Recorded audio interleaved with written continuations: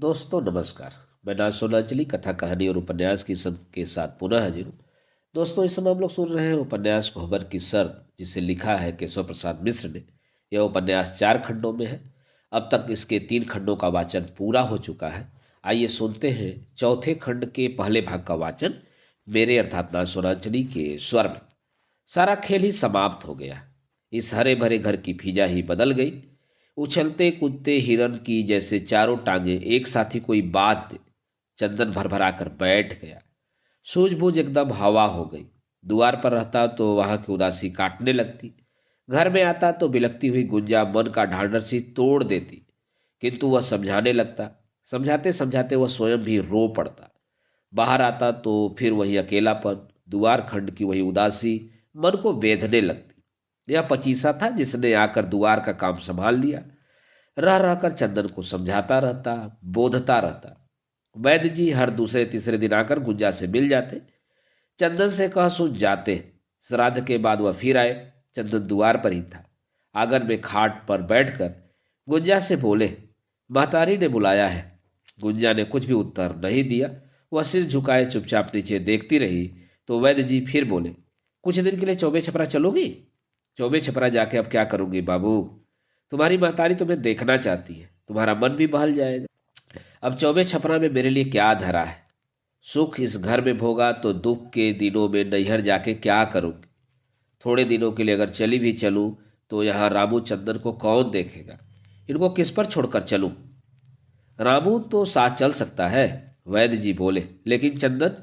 वैद्य जी चुप लगा गए तो गुंजा फिर बोली, जब इस घर में विपत्ति आई है तो घर के सभी लोग एक ही जगह रहकर साथ भोगेंगे। अब मेरे लिए इस घर में दूसरा कौन सहारा है बाबू? मैं चंदन को छोड़कर नहीं जाऊंगी। दुख ही भोगने के लिए जब मैं पैदा हुई हूं तो यहां से भागकर मैं भला सुखी होऊंगी? रामू को भेजकर वैद्य जी ने चंदन को द्वार पर से बुलवाया। चंदन आया तो बोले, मैं चाहता था चंदन की गुंजा थोड़े दिनों के लिए चौबे छपरा हो आती। तुम्हारी क्या राय है? उनका मन हो तो चली जाए, नैहर उनका है। लेकिन यह तो तैयार नहीं है। तुम कहो तो शायद तैयार हो जाए। अपना भला बुरा ये खूब समझती है। मैं अब इनसे कुछ नहीं कह सकता। अब तो जैसा ये कहेगी वैसा ही मुझे चलना है। बाहर 2 बैल, 2 लगहर, रामू यह घर, इनको कौन संभालेगा?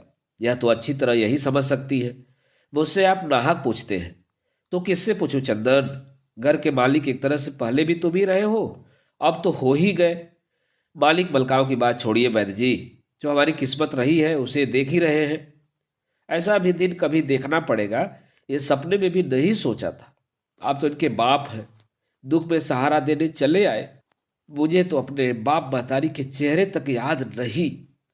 होश संभाला तो भैया की गोद में। घर में दुलारने वाली मिली भौजी, सो भी न टिकी। अब तो भैया भी चले गए। बची है ये, सो इनको आप ले जाइए। आगे जो देखना होगा सो देखूंगा, भोगना होगा भोग लूंगा। सिर तो झुका ही है। चंदन की आंखें भर आई। वह दूसरी ओर देखने लगा। नहीं नहीं, ऐसा न सोचो चंदन। अब गुंजा को नहीं लिवा जाऊंगा। मैं अपने मन से नहीं आया था। इसकी महतारी से देखना चाहती थी।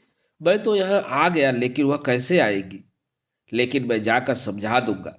फिर 2-4 महीने के बाद अगर हो सके तो दिन भर को तुम ही पहुंचा आना। यहाँ वहाँ दोनों जगहों के लिए अब तुम ही बचे हो। वैद्य जी गुंजा को समझा बुझाकर वापस लौट गए। महामारी का प्रकोप सिराने लगा। इसके बाद भी 2-4 लोग बीमार पड़े, लेकिन बच गए। गांव का उत्साह ही जैसे ठंडा पड़ गया। सभी एक ही बयार की चपेट में चित्त गिरे थे। उखड़े हुए उदास चेहरे, सबके दैनिक कार्यों में बेहद शिथिलता आ गई थी। जामुन वाली परती में यदा कदा ही कोई बैठता, सब अपने खंड द्वार पर। गांव की फिजा ही बदल गई। चंदन और भी सुस्त हो गया। न सरे घूमने में मन लगे, न खंड द्वार पर बैठने की इच्छा हो। कभी यहाँ कभी वहां बैठ बैठ कर दिन काटने लगा। माघ बीत रहा था।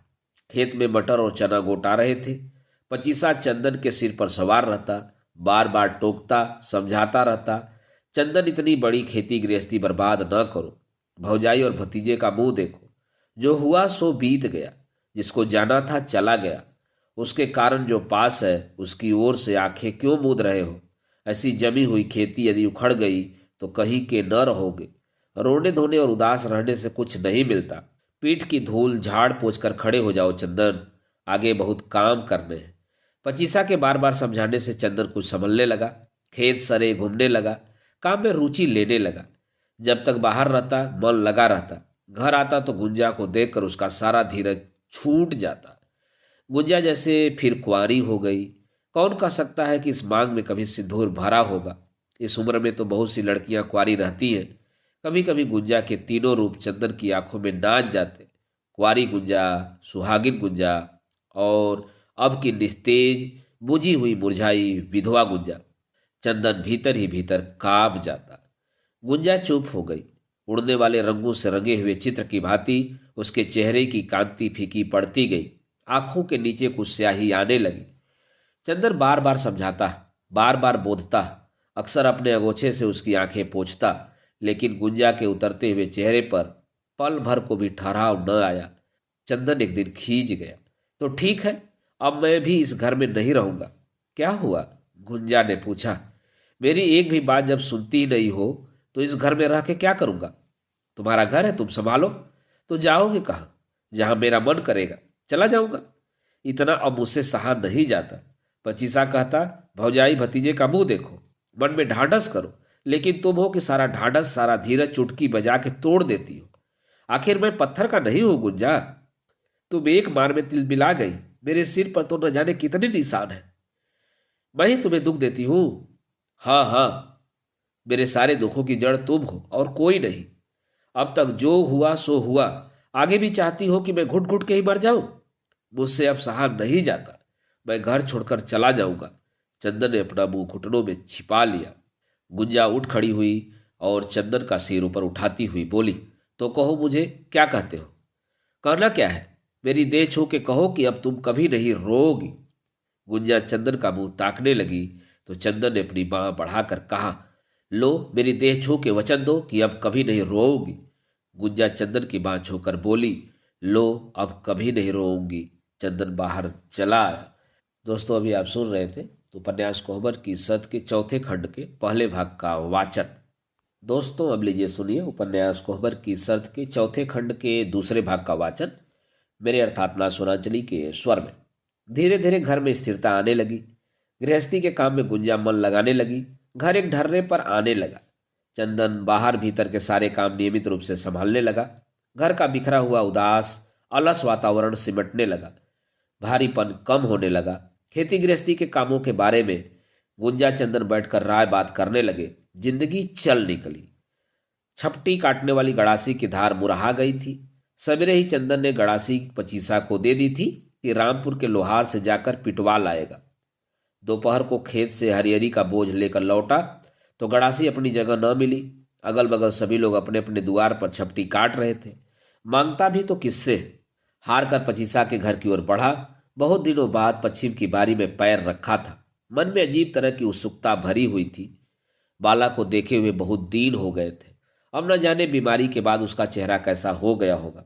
पचीसा की एक मड़ई के द्वार पर चाचर चढ़ा था। दूसरी में भीतर कोई छपटी काट रहा था। आगे के नाद और फाटक के बीच चिकनी जमीन पर खड़े होकर चंदन ने आवाज लगाई, पचीसा। कोई उत्तर न आया। भीतर छपटी काटने का क्रम जारी रहा। खच खच की आवाज आती रही। चंदन ने फिर 2-3 बार धीरे धीरे ही आवाज लगाई, किंतु कोई उत्तर न आया। अब की बार कुछ जोर से पुकारा, पचीसा। भीतर छपटी काटने का खच खच का स्वर रुक गया और आवाज आई, कौन है? चंदन ने जो सोचा था वही हुआ।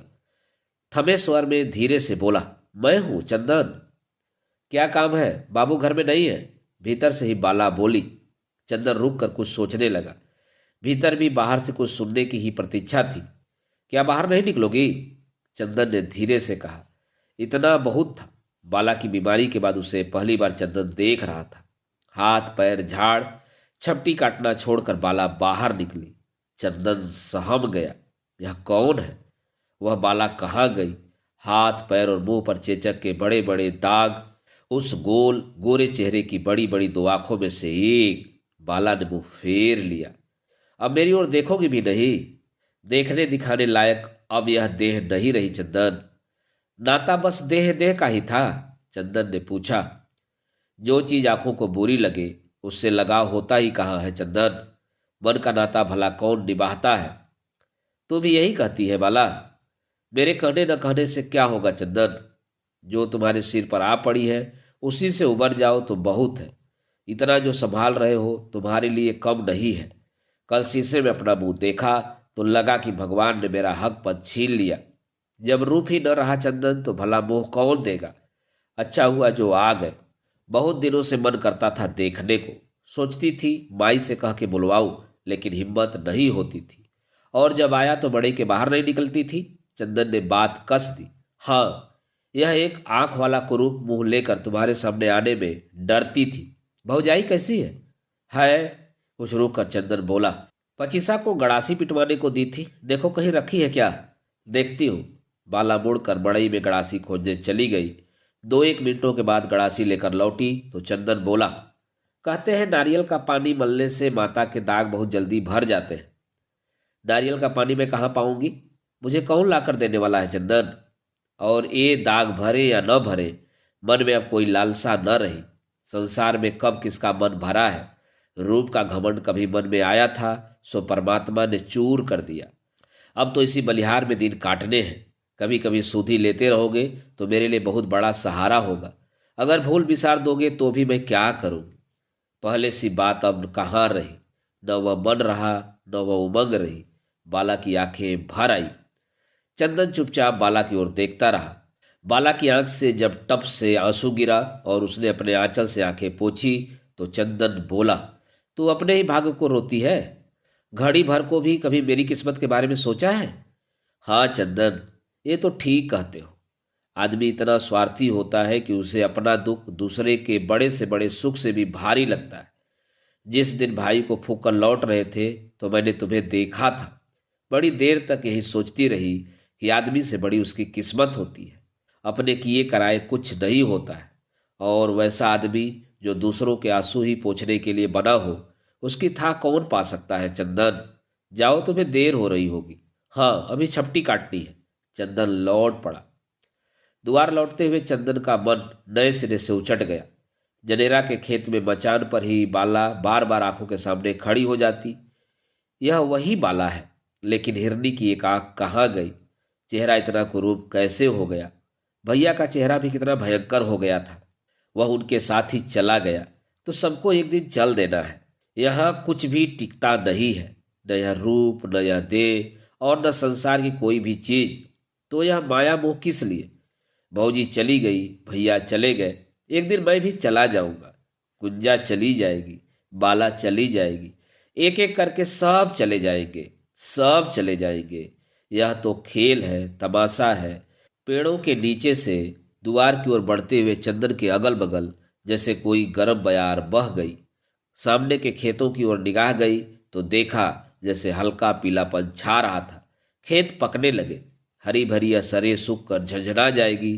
खेत कट जाएंगे। लहलाती हुई यह धरती एक दिन सुनसान उजाड़ हो जाएगी। चंदन द्वार पर तो पहुंच गया, लेकिन मन में एक अजीब सी उचटन और अनिच्छा भर गई थी। भाई की मौत के बाद से वह जैसे चकोह में पड़कर नाच रहा था। आज जैसे एकाएक किनारे लग गया और आंखों के सामने का सब कुछ अपने असली रूप में साफ साफ दिखाई देने लगा। दोस्तों, अभी आप सुन रहे थे उपन्यास कोहबर की शर्त के चौथे खंड के दूसरे भाग का वाचन। दोस्तों, अब लीजिए सुनिए उपन्यास कोहबर की शर्त के चौथे खंड के तीसरे भाग का वाचन मेरे अर्थात मां सोनांचली के स्वर में। फागुन लग गया। 10 दिन जाते जाते वैद्य जी फिर आए। गुंजा को 2-4 दिन के लिए ही चौबे छपरा ले जाने की चंदन से विनय करने लगे। गुंजा पास में ही धरती पर बैठी हुई थी। वैद्य जी ने चंदन से फिर पूछा, क्या कहते हो चंदन? देखिए वैद्य जी, हमने तो आज तक एक बार भी मना नहीं किया। मैंने तो बीच में इनसे 2-3 बार कहा कि जाओ चौबे छपरा एक बार हो आओ, महतारी देखने को छनछनती होगी। लेकिन इनके गुमसुम चेहरे के आगे अब मेरी एक भी नहीं चलती। अब आप आ ही गए हैं तो अधिक नहीं 10 दिन के लिए इनको लेते जाइए, पर इससे आगे न रखिएगा, नहीं तो फगुआ बीता की कटाई शुरू हुई और आप जानते ही हैं कि अब सारा भार इसी देह पर है। मैं खेत देखूंगा कि रोटी पानी। वैद्य जी प्रसन्न हो गए। चंदन ने गांव की असवारी ठीक कर दी। गुंजा रामू को लेकर चौबे छपरा चली गई। चंदन नितांत अकेला हो गया। दिन में बगल की चाची के घर खा लेता, रात में द्वार पर ही कभी लिट्टी लगा लेता, कभी फुटेहरी, कभी भरपेट दूध ही पीकर रह जाता। उसकी जरूरत से अधिक दूध दोनों जून बच जाता था। कभी किसी के घर दे आता, कभी पचीसा ले जाता। घर में ताला बंद कर दिया तो फिर गया ही नहीं। रामू और गुंजा के चले जाने के बाद सूनापन तो जरूर लगने लगा, लेकिन चंदन को यह सूनापन कुछ अच्छा भी लगा। शांत निश्चिंत होकर वह द्वार पर पड़ा रहता। साँझ सवेरे जानवरों के खिलाने पिलाने में बीत जाता। बाकी समय में फुर्सत और अकेलापन। इस अकेलेपन में मन को उबाने वाली उदासी न होती, बल्कि उसे सोचने समझने का एक हल्का सा सुख मिलता, विरक्तता का सुख। चंदन के मन में नए सिरे से कुछ भरने लगा। यह माया मोह कुछ नहीं है, ब्याह शादी का झंझट सब बेकार है। जो आश्रित है बस उन्हें पार लगा दो। घर गृहस्थी बढ़ाना एकदम व्यर्थ है। चंदन ने निश्चय किया कि वह अपना ब्याह नहीं करेगा, किसी भी हालत में नहीं। गुंजा को गए 10 दिन हो गए थे, किंतु चौबे छपरा से कोई हालचाल नहीं मिला। 5 दिन और फिर कोई भी समाचार नहीं आया तो चंदन सगभगाया। फगुनहट बहने लगी थी। दिल में कुछ उदासी और रूखापन आने लगा था। खेत पियरा कर पकने लगे थे। कसकर फगुनहट बही कि खेत में डांठ सूख कर झंझना गए और कटनी शुरू हुई। चंदन रोज अपने खेत देख आता कि कौन पहले काटने लायक होगा। फगुआ 10 दिन रह गया तो चंदन ने वैद्य जी के नाम एक चिट्ठी लिखी और पचीसा के हाथ भिजवा दी। सांझ को वैद्य जी गुंजा और रामू को लेकर आ गए। गुंजा दुबरा गई थी। 15-20 दिन में ही यह हालत, आखिर क्या बात है? चंदन ने गुंजा से पूछा। बात मैं क्या बताऊं, 2 बार बीमार पड़ गई। हुआ क्या था? पहली बार तो बुखार लगा था, 3-4 दिन तक उसी में डूबी रही। फिर एक दिन चक्कर आ गया और आंगन में बेहोश होकर गिर पड़ी। फिर 2-3 दिन तक खटिया पर से उठा ही नहीं गया। देह का सारा बल ही जैसे किसी ने हर लिया। अभी तो बाबू भेजना नहीं चाहते थे, लेकिन तुम्हारी चिट्ठी गई तो नहीं कर सके। मैं तो चिंता में सुखी जा रही थी कि तुम क्या सोचते होगे, खाने पीने का क्या इंतजाम होगा, लेकिन देह के आगे मैं तो बेबस हो गई थी। खाना पीना तो चल ही जाता था। पहले 2-4 दिन तक अकेले रहना अच्छा लगा, लेकिन बाद में मन ही उचट गया। रामू भी चला गया था, सो अपना तो कोई दिखाई ही नहीं पड़ता था। घड़ी 2 घड़ी के लिए ही चौबे छपरा एक बार क्यों नहीं आ गए? मेरा मन नहीं लगता था। आ गए होते तो मैं चली भी आती। चौबे छपरा में मेरा अब क्या धरा है? चंदन ने एक लंबी सांस खींची। वहां जाने का अब मन नहीं करता। संबंध तो ऐसा हो गया है कि चौबे छपरा से जीवन पर्यंत आना जाना लगा ही रहेगा, लेकिन मुझे लगता है कि चौबे छपरा में चोरी करते हुए ही मैं पकड़ लिया गया। खैर हटाओ, इन बातों में अब क्या धरा है? गुंजा चंदन को अपलक ताकती रही। चंदन ने बात ही मोड़ दी। गांव में कटिया करने वाले बनिहार आने लगे हैं। खेत पक चले हैं। फगुआ के बाद ठहरेंगे नहीं। कटाई लग ही जानी चाहिए। अगर कहो तो बनिहारों को बयाना दे दो। ये सब मुझसे पूछ कर होगा तो किससे पूछूं? अब कौन रह गया है? जब कोई था तब भी मालिकार तो भी थे चंदन। मुझसे पूछना हो तो इस घर के बारे में पूछा करो। खेती के बारे में मैं क्या जानती हूँ? लेकिन बनिहार आने लगे हैं और कहते हो कि फगुआ के बाद खेत ठहरेंगे नहीं, तब तो बनिहारों को बयाना देकर छेक लेना ही ठीक होगा। चंदन ने 15 बनिहारों को बयाना दे दिया। फगुआ आ गया, लेकिन इस वर्ष किसी ने भी रंग नहीं खेला। बलिहार ने होली नहीं मनाई। इस महामारी ने सबके मन का उत्साह ही हर लिया था। होली बीती। चंदन खेतों की कटाई में जुटा।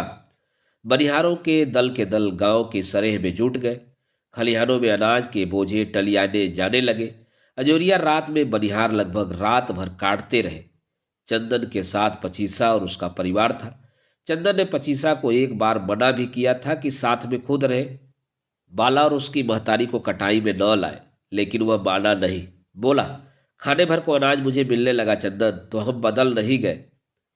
हम अब भी तुम्हारे लिए वैसे ही हैं। तुम्हारा जो उपकार हम पर है वह इस जिंदगी में भूल नहीं सकता। हम अब भी जो बनिहार हैं तुम्हारे खेत में काम करेंगे, मजूरी लेंगे। चंदन चुप रह गया। 10-15 दिन में कटाई समाप्त हो गई। खलिहान में बोझे गज गए।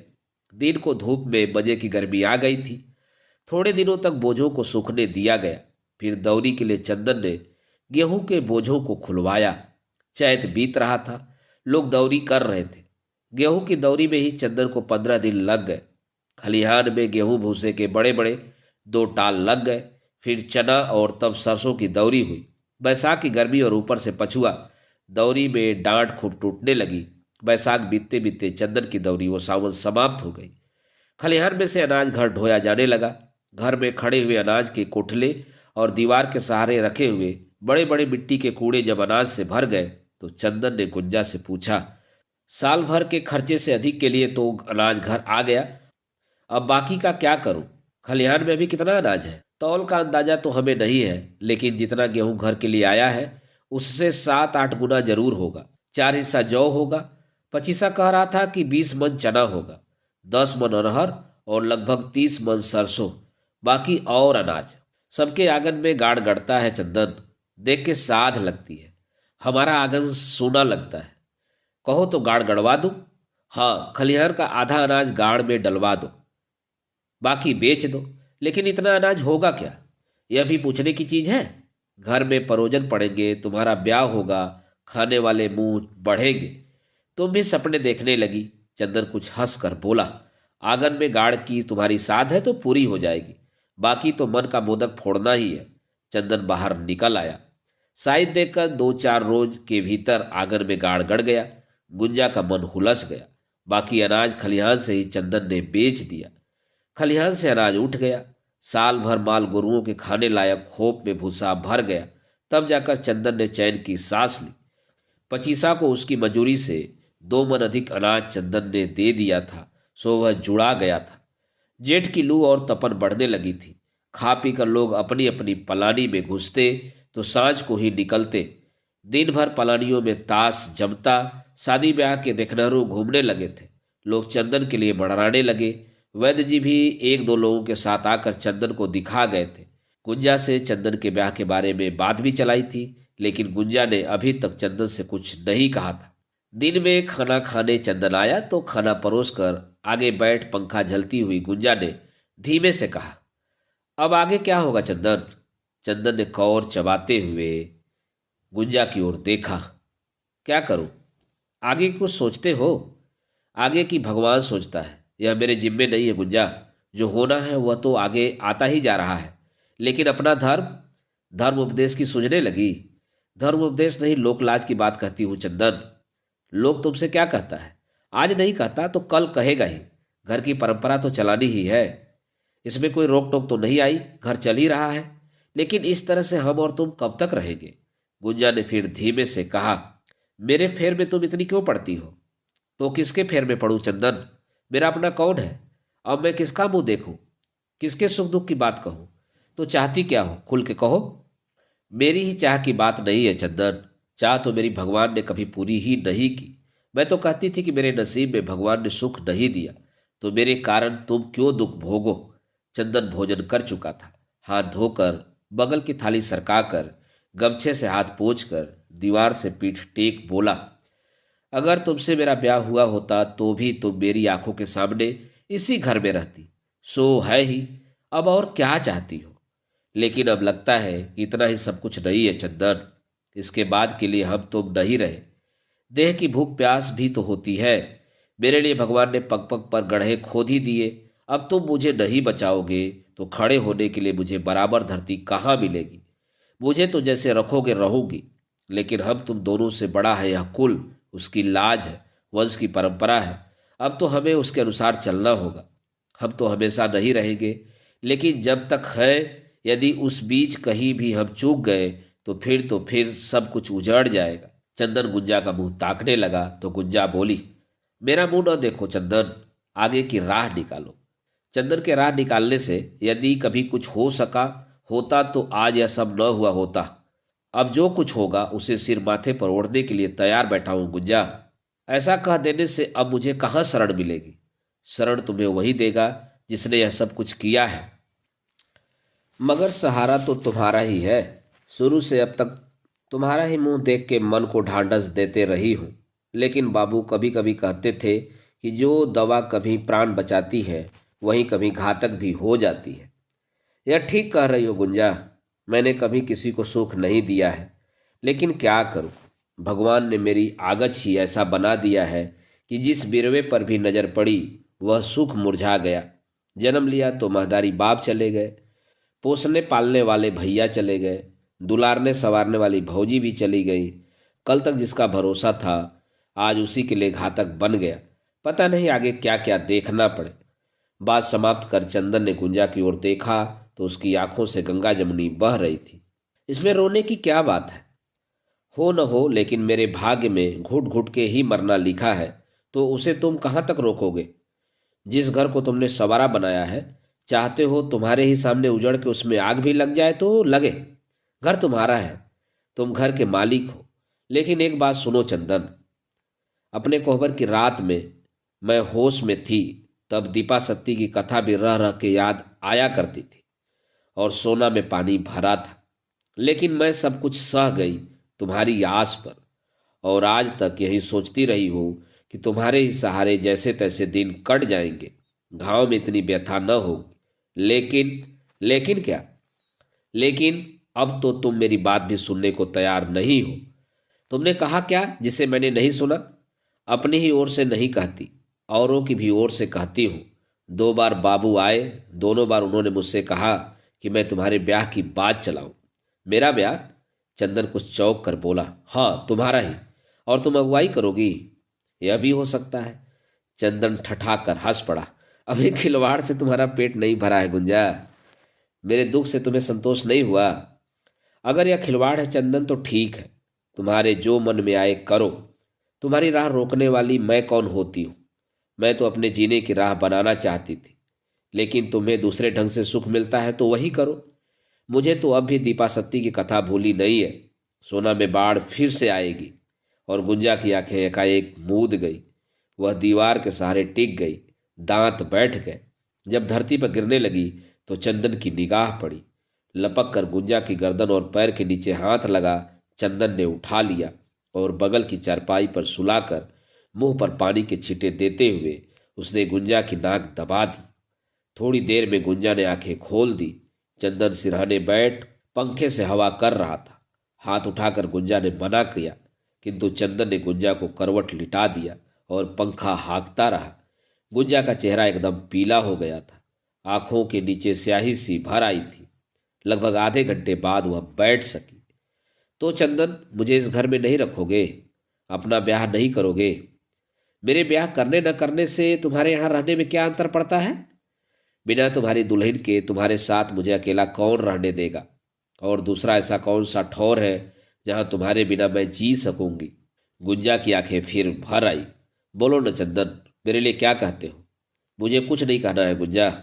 मरे की देह पर जैसे 2 मन वैसे 4 मन। लेकिन भैया की बरखी भी अभी नहीं हुई है और तुमने ब्याह की बात उठा दी। मैंने नहीं, बाबू जब आते हैं तो यही पूछते हैं। मैं उन्हें क्या कहूं? अब उन्हें जवाब दे दूंगी। लेकिन एक बात सुनो गुंजा, तुम्हारे गांव में मैं ब्याह नहीं करूंगा। क्यों? हर बात में सवाल न किया करो। अगर मेरा ब्याह होना है तो दूसरे गांव में ही होगा। ठीक है, मैं भी नहीं चाहती कि चौबे छपरा में तुम्हारा ब्याह हो। ब्याह होगा, इतना ही मैं बाबू से कहूंगी। दोस्तों, अभी आप सुन रहे थे उपन्यास कोहबर की शर्त के खंड 4 के भाग 3 का वाचन। दोस्तों, अब लीजिए सुनिए उपन्यास कोहबर की शर्त के खंड 4 के भाग 4 का वाचन मेरे अर्थात ना सोनांचली के स्वर में। जैसे सागर की लहर आए और तीर पर का सभी कुछ बहा ले जाए। खेलने वाले बच्चे तीर पर छूटे हुए शंख और सीपियां ही बटोर कर संतोष करें। गुंजा को भी कुछ वैसा ही लगा। नए सिरे से उसने जिंदगी शुरू की। चले गए का मन में जितना दुख था, बचे हुए का उतना ही बड़ा आसरा था। गुंजा इसी आधार पर अटक गई। बिखरे मन को समेटना शुरू कर दिया। मन तो सिमटा लेकिन देह को बटोर न सकी। तन की कमजोरी धीरे धीरे बढ़ने लगी। महीने में 3-4 दिन न नहा सकने की जगह 8-8 दिन तक वह नहा न पाती। इन 8 दिनों में देह से जरूरत से अधिक रक्त निकल जाता। कमजोरी बढ़ी तो बेहोशी के दौरे भी बढ़ने लगे। चंदन नई मुसीबत में पड़ा। वैद्य जी हर दूसरे तीसरे आकर गुंजा को देख जाते, दवा दे जाते। आने जाने की परेशानी से बचने के लिए वैद्य जी ने गुंजा को चौबे छपरा ही चलने को कहा, लेकिन गुंजा ने अस्वीकार कर दिया। दवा से अच्छा होना है तो यहाँ रहकर भी अच्छा हुआ जा सकता है। आषाढ़ लग गया था। पानी 1-2 बार बरस गया तो लोग हल बैल लेकर खेत जोतने को दौड़े। चंदन सुस्त रहा। समूहत नहीं करोगे क्या? गुंजा ने चंदन से पूछा। नहीं, अभी तो मन नहीं करता। इस साल बाढ़ आने की पारी है, भदई बोने से कोई लाभ न होगा। पहले ही खराब सोचोगे तो कैसे होगा। जो मेरा मन कहता है वही मैं करता हूँ गुंजा। मन के खिलाफ जब कभी किया है भोगना पड़ा है। गुंजा चुप लगा गई। आषाढ़ बीतते बीतते गुंजा ने चारपाई पकड़ ली। चंदन का एक पैर खंड में दूसरा घर में रहने लगा। कब गुंजा बेहोश हो जाए अंदाज नहीं लग पाता। जब वह बाहर जाता तो रामू को घर में बिठा जाता। रामू को भी उसने नाक दबाकर मुंह पर पानी के छींटे मारने की तरकीब सिखा दी थी। घर में खाना बनाना, खंड में बैलों की देख रेख करना, फिर गुंजा को संभालना, समय से दवाई देना। चंदन के सिर पर यह सब एक साथ ही आ पड़ा। वैद्य जी की दवा से विशेष लाभ न हुआ तो चंदन ने दूसरे वैद्य को बुलाया। बुलाया क्या, वैद्य जी स्वयं ही ले आए। किंतु हालत में बहुत सुधार न हुआ। चारपाई पर बैठने या उठने के लिए चंदन को ही सहारा देना पड़ता। घर का सारा उत्साह थम गया। कोने कोने में जैसे सूनापन भरने लगा। चंदन के मुंह पर एक नई उदासी छाने लगी, अजीब सी करुणा भरी उदासी। भैंस भी सूख गई थी, सेवा न होने से कुसारी हो रही थी। चंदन ने गुंजा को बिना बताए ही भैंस को बेच दिया। केवल गाय लगती थी जिससे घर का काम किसी तरह चल जाता था। द्वार पर के कामों को जल्दी से निपटाकर चंदन घर आ जाता। कमजोर होने से गुंजा चिचिड़ा हो गई थी। तनिक सी देर में मुंह फुला लेती या रोने लगती। चंदन को उसे मनाने और चुप कराने में ही परेशानी होने लगी। किंतु चंदन गुंजा की सेवा में तनिक भी थका नहीं। नियम से गुंजा को भोर में उठाता, दतुअन कुल्ला कराता, दवाई पिलाता, बिस्तर झाड़ता, दूध देता, वैद्य जी के बताए अनुसार भोजन देता। गुंजा की सेवा में चंदन तन्मय हो गया, जैसे सेवा करने की मन में कोई पुरानी साथ पूरी करने लगा। और गुंजा थी जो बैसाख की नदी की भांति धीरे धीरे कम होने लगी। चेहरे की आभा बिलाने लगी, भरा हुआ गोल मुंह दबने लगा, कनपटी दोनों ओर से दब गई, गाल की हड्डियां उभर आई, देह खाट पर जैसे सट गई। बहुत दिनों से बालों में कंघी नहीं हो पाई थी, इसलिए सिर में खुजली मच रही थी। पहले चारपाई पर बैठकर ही वह कंघी कर लेती, पर जब देह में उतना भी बल नहीं रहा तो वह लाचार हो गई। सिर की चुनचुनाहट जब अधिक बढ़ गई तो उसने चंदन से कंघी मांगी। कंघी तो हाथ में पकड़ ली, किंतु बाहों में इतनी शक्ति न थी कि कंघी से बालों को खींच सके। हार कर कंघी सिरहाने रख दी। चंदन ने कंघी ले ली और सिरहाने पीढ़े पर बैठकर गुंजा के बालों में हाथ लगाया। अब ये भी करोगे? गुंजा की आंखें भर आई। जितना इस भाग्य में लिखा है उतना तो करना ही पड़ेगा गुंजा। अच्छा तो ये होता चंदन कि कैंची से इन बालों को काट ही देते। क्या? हाँ, मैं ठीक कहती हूँ। मुझ में दम नहीं है कि अब दूसरे तीसरे इनमें कंघी करूं, और तुम अकेली देह क्या क्या करोगे। बालों में लाटा बच जाएंगे, तब तो और भी तकलीफ होगी। इतने लंबे लंबे बाल फिर कितने दिन में उगेंगे, यह भी सोचती हो? उग के करेंगे ही क्या चंदन, अब किसके काम के रहे। अब तो इनको संवारने में भी लोगों को बुरा लगेगा। का पर करूं मैं श्रृंगार। चंदन कुछ नहीं बोला, बालों में कंघी करता रहा। 4-5 बार में ही टूटे हुए बालों से कंघी भर जाती। चंदन जब कंघी साफ करने लगा तो गुंजा फिर बोली, इन्हें टिकना नहीं है चंदन, ऐसी बीमारी में ये बाल बचेंगे नहीं। मेरा मोह न करो, इन्हें काट डालो। तुम्हारा मोह मैंने किया ही कब है गुंजा, और अब मोह करने न करने से होता ही क्या है। जैसे देह के लिए दवा खा रही हो वैसे ही इनके लिए भी तो कुछ होना चाहिए। आखिर ये भी तो उसी देह में है। तुम तो मानते ही नहीं हो। मैं तो कहती हूँ कि अब दवा पानी भी बंद कर दो। जिससे कुछ लाभ ही न हो उसे खाना न खाना दोनों बराबर है। जब दुख ही भोगना है तो दुनिया भर की परेशानी में अपने को डालने से क्या लाभ। बक बक न करो, चुपचाप पड़ी रहो। जब बोलना चाहिए था उस समय तो मुंह में ताला पड़ा था। जब चुप रहना चाहिए तो दुनिया भर का ज्ञान उपदेश छाट रही हो। कंघी करने में मुट्ठी भर बाल टूटकर निकल आए। धरती पर गिरे हुए बालों को फेंकने के लिए चंदन उठाने लगा तो करवट घूमकर गुंजा बोली, देखा तुम मेरा कहा तो मानते नहीं हो। चंदन फिर कुछ नहीं बोला, जंगले से बालों को घुमेड़ कर बाहर फेंक दिया। गुंजा फिर टुकुर टुकुर ताकती रही। 15-20 दिन बाद गुंजा की हालत सुधरने लगी। सावन की बरसात शुरू हो गई थी। 10-12 दिन जाते जाते सोना में जल भर गया। चारों ओर हरियाली छा गई थी। लोगों ने भदई बो दी थी, किंतु चंदन था कि गुंजा की बीमारी से कुछ कर ही नहीं पाया। पचीसा ने अपने मन से थोड़ा सा खेत बो दिया था। खेत और खंड की देख रेख पचीसा ही करने लगा था। रात को अपने घर न रहकर चंदन के द्वार पर ही सोता, क्योंकि चंदन के लिए रात में भी घर में ही रहना जरूरी हो गया था। गुंजा का बुखार धीरे धीरे घटने लगा। बेहोशी के दौरे भी देर से आने लगे। इस बार वैद्य जी ने नाक में डालने को ऐसी दवा दी थी जो तुरंत बेहोशी को दूर कर देती थी। इसलिए बेहोशी के बाद होने वाली कमजोरी से गुंजा बचने लगी। वैद्य जी के चेहरे पर प्रसन्नता दिखी तो चंदन को अपार खुशी हुई। सोना का जल धीरे धीरे ऊपर चढ़ रहा था। भादों लगते ही गंगा जी ने भी जोर पकड़ा तो सोना और भी उफन गई। दोनों ओर के सरोहों में जल भर गया। बलिहार के चारों ओर बाढ़ आ गई। खेतों की फसल एकदम डूब गई।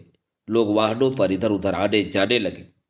इन 20-25 दिनों में गुंजा की स्थिति काफी संभल गई थी, किंतु मासिक धर्म के समय फिर से जरूरत से अधिक खून जाने लगा।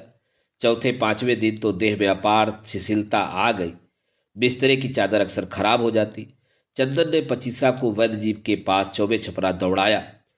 दोपहर को खाकर गुंजा सो गई थी। सोकर उठने के बाद दवा में मिलाकर देने के लिए चंदन पान का रस गार रहा था। सोई सोई ही गुंजा हिचक हिचक कर रोने लगी। चंदन रस गारना छोड़कर गुंजा को जगाने लगा। गुंजा ने आंखें खोली तो चंदन को अपने ऊपर झुका देख उसकी दोनों बाहें पकड़ जैसे डर कर बोली, चंदन, अरे क्या बात है, रो क्यों रही हो? और चंदन आंचल से गुंजा की आंखें पोंछने लगा। गुंजा तेजी के साथ हाफ रही थी। चंदन ने फिर पूछा, आखिर हुआ क्या? डर गई क्या? गुंजा की आंखें एकदम सफेद हो गई थी। डरी हुई धसी आंखों के सफेद कोए अजीब से लग रहे थे। 5-7 मिनट के बाद गुंजा कुछ ठीक हुई तो उसने चंदन की बाहें छोड़ दी। चंदन खाट की पाटी पर बैठ गया तो चित लेटी हुई गुंजा चंदन का मुंह निहारने लगी। कुछ बोलोगे नहीं? क्या सोच रही हो? सोच रही हूं कि बहिना के ब्याह में कोहबर की रात जब तुम ऊग रहे थे तो तुम्हारे मुंह पर पानी डालकर आंचल से मैंने तुम्हारा मुंह पोंछा था, याद है चंदन? और आज तुम मेरे आंसू पोंछ रहे हो। लोह की गर्म बयार जैसे देह के या शंख रोकटे खड़े कर दे, चंदन वैसी ही बयार की चपेट में आ गया। भूल गए क्या चंदन? नहीं, याद है गुंजा, और यह भी याद है कि उसी रात तुमने एक शर्त भी बंधी थी, लेकिन शर्त क्या थी आज तक मेरी समझ में नहीं आया। गुंजा की आंखों की कोरों से फिर टप टप आंसू गिरने लगे। चंदन के मुंह पर निगाह गड़ा, जैसे कहीं दूर देखती हुई जोर लगाकर सांस खींचकर बोली, अच्छा ही हुआ चंदन जो नहीं समझे। वह तो ऐसी शर्त थी जिसमें हम दोनों ही हार गए। गुंजा की सांस फिर तेज चलने लगी। कमर के नीचे बिस्तरे की चादर खून से तर हो गई थी। चादर बदलने के लिए चंदन ने गुंजा को करवट लिटाया तो मूर्छा का आक्रमण हो गया और वह आंख मूंद कर जैसे किसी शून्य में खो गई। चंदन उसकी नाक में दवा डालकर बेहोशी दूर होने की प्रतीक्षा में चिंतित डरे मन से उसके सिरहाने बैठ गया। गुंजा के चेहरे पर पसीने की बूंदें मोती के दानों की तरह उभरने लगी। चंदन अपने गमछे से धीरे धीरे उन्हें पोंछता जा रहा था। लगभग 20-25 मिनट के बाद गुंजा ने फिर पहले से ही डरी हुई आंखें खोल दी। चारों ओर देखकर बोली, चंदन, क्या है? सामने आओ, इस तरफ। चंदन गुंजा की खाट की दाहिनी पाट पर बैठ गया। गुंजा का चेहरा इस बार पहले से अधिक भयभीत लग रहा था, बेहद डरा हुआ। मैं यही हूं गुंजा, तुम इतनी घबराती क्यों हो? मैंने अभी एक सपना देखा है चंदन, कि आसमान में चारों ओर काले काले घटाटोप बादल घिरे हैं और एक बहुत चौड़ी नदी है जिसके किनारे बहुत ऊंचे हैं। उसी के किनारे किनारे आगे आगे तुम, पीछे पीछे मैं चल रही हूँ। गुंजा की सांस फिर तेज होने लगी। सीना फूलने चिपकने लगा। बहुत कोशिश के साथ वह फिर कहने लगी, और चंदन, मेरी गोद में एक छोटा सा बच्चा है। बच्चे को गोद में चिपकाए तुमसे सटी हुई मैं जल्दी जल्दी दौड़ रही हूँ और बलिहार के लोग हम लोगों को खेलते हुए पीछे पीछे चले आ रहे हैं। एकाएक तुम्हारे पांव के नीचे का खगार फट जाता है और तुम नदी में गिरकर डूब जाते हो। चंदन, तुम डूब जाते हो। सांस फिर तेज हो चली। मुंह पसीने से तर होने लगा। चंदन उसके मुंह पर हवा करते हुए बोला, लेकिन तुम हाँफती क्यों हो? सपने से इतनी क्यों डरती हो? नहीं नहीं चंदन, मेरे सपने झूठे नहीं होते। ब्याह के पहले ही जो सपना देखा था वह एकदम सच हुआ। अब यह भी सच होगा क्या? क्या कभी ऐसा भी हो सकता है चंदन? हाँफती हुई बेहद डरे स्वर में गुंजा बोली, तब क्या होगा? फिर गले से हल्की सी आवाज निकलते निकलते गले में अटक गई। गुंजा की आंखें मूंद गई, चेहरा शांत, स्निग्ध और शीतल हो गया। चंदन ने समझा बेहोशी का दौरा आया है। नाक में दवा डाल गुंजा के होश में आने की प्रतीक्षा में वह चुपचाप बैठा रहा। उसी समय वैद्य जी पहुंचे। बेटी की नासिका पकड़ी तो चौंक गए। कनपट्टी के नीचे दबी हुई हथेली पकड़कर बांह सीधी करने लगे तो चंदन गुंजा का सिर उठा सहारा देने लगा। छोड़ दो चंदन, अब छोड़ दो। क्यों, क्या हुआ? जो होना था सो हो गया। चंदन गुंजा छोड़ के चली गई। दोस्तों, अभी आप सुन रहे थे उपन्यास कोहबर की शर्त के खंड 4 के भाग 4 का वाचन। दोस्तों, अब लीजिए सुनिए उपन्यास कोहबर की शर्त के चौथे खंड के आखिरी भाग का वाचन मेरे अर्थात ना सोनांचली के स्वर में। बसवारी में पानी भरा था। बाढ़ के दिनों में सांप प्राय इन्हीं बांसों पर ही लिपटे रहते थे, इसलिए बांस काटना खतरनाक काम था। साझ हो चली थी, इसलिए यह काम और भी कठिन था, किंतु बांस तो काटना ही था। चंदन चुपचाप दीवार के सहारे पीठ टेककर जड़वट बैठा था। सभी लोग उसे समझा रहे थे। वैद्य जी बार बार उससे उठने को कह रहे थे कि देर हो रही है। चंदन बाढ़ बूढ़े का दिन, अंत्येष्टि क्रिया आज ही हो जानी चाहिए, किंतु चंदन पर इसका कोई असर नहीं हुआ। कफन पहनाना था, देर हो रही थी। पचीसा आया और चंदन की दोनों काखों के पीछे से हाथ लगा, जबरदस्ती उठाकर आंगन में ले आया। बांस भी वही काट लाया था। अर्थी बन गई थी। गुंजा के शव को स्नान कराकर कफन पहना दिया गया तो घर में से विमान पर रखने के लिए वैद्य जी ने चंदन का कंधा पकड़कर उठाया। क्या है, उठो, हमारे साथ भीतर आओ। चंदन चुपचाप उठ गया। घर में गुंजा कफन में लिपटी हुई धरती पर पड़ी थी। यह क्या? चंदन ठिठक गया। कुछ नहीं चंदन, कुछ नहीं, धीरज धरो। आओ, उठाने में सहारा दो, मन में ढांढस करो। चंदन लो, गर्दन और कंधों के नीचे हाथ लगाओ। गर्दन की ओर चंदन और पैर की ओर से वैद्य जी ने शव को उठाकर आंगन में रखे हुए विमान पर लिटा दिया। लोग अर्थी उठाने को तैयार खड़े थे। सबसे पहले रामू को कंधा लगाना था। वैद्य जी कुछ बोल न पाए। फिर चंदन ने अर्थी में हाथ लगाया। एक ओर चंदन, दूसरी ओर वैद्य जी, पीछे की ओर गांव के 2 और आदमी। अर्थी मचर मचर करती हुई कंधों पर उठ गई। ले बाबुल घर आपनो, मैं चली पिया के देश। मरघट तो पानी में डूबा था। जलाने की कोई सुविधा न थी। शव को केवल जल में प्रवाह कर देना था। गंगा जी का जल तो चारों ओर फैला था, किंतु शव को गंगा की मुख्य धारा में ही डालना था। गंगा जी वहां से लगभग 2 मील पड़ती थी। गांव के किनारे 4 डोंगियां आदमियों से भरी हुई तैयार थी। 5वीं डोंगी के बीच की जगह चांचर से पाटकर अर्थी रखने के लायक बनाई गई थी। अगली फेंक पर चंदन, वैद्य जी और रामू बैठे। पीछे की ओर 3-4 लोग। आगे पीछे अगल बगल 5 डोंगियां बरसात की उस अंधेरी रात में गंगा जी की ओर बढ़ चली। सुनसान भयानक रात। केवल एक नाव पर जलती लालटेन का प्रकाश आगे की राह दिखा रहा था। आकाश के घने काले भूरे बादलों ने विदा की इस बेला को और भी भारी कर दिया था। बलिहार छूटा। गंगापुर की घनी बसवारियों से भी आगे निकल गए। गंगा जी की मुख्य धारा अभी आधा मील थी। बाढ़ का उफनता हुआ जल लोगों के मन में और भी भय भर रहा था। गंगा की बीच धारा में जब डोंगियां पहुंच गई तो पुरोहित ने गुंजा के मुंह पर का कपड़ा हटाते हुए कहा, बेटी का मुंह आखिरी बार देख लीजिए वैद्य जी। वैद्य जी कुछ पास सरक आए। लालटेन की रोशनी मुंह पर कर दी गई। वैद्य जी पीछे हटते हुए बोले, चंदन तुम भी आ जाओ। चंदन ने पास आकर गुंजा के मुंह पर का कपड़ा अच्छी तरह हटा दिया। लालटेन अपने हाथ में लेकर बत्ती उकसाकर रोशनी तेज कर दी।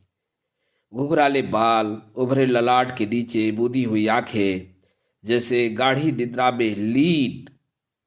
वैद्य जी मुंह तोप दूं? चंदन ने पूछा।